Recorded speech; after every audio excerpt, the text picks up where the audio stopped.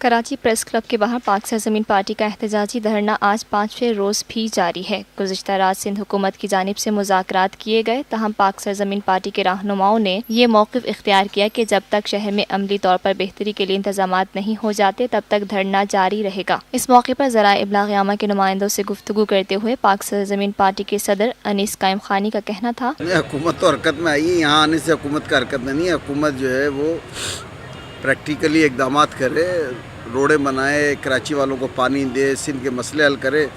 جیسے جیسے وہ مسئلہ حل کریں گے ہم دھرنے سے اٹھتے چلے جائیں گے، جیسے جیسے وہ مسئلے حل نہیں کریں گے ہمارا رخ کہیں اور ہوتا چلا جائے گا۔ انیس قائم خانی کا مزید کہنا تھا، ڈیڈ لائن نہیں، ڈیڈ لائن ہماری آخری سانس تک ہے، طریقہ کار تبدیل کرتے جائیں گے، اور یہ انشاءاللہ آپ دیکھیں گے پرسوں ہم نے 12 مقامات پہ کیا تھا، اور اگر یہ نہیں مانیں گے تو چند دنوں میں گلی گلی محلے محلے جو ہے وہ کراچی سے لے کے کشمور تک جو ہے وہ تحریک پھیل جائے گی۔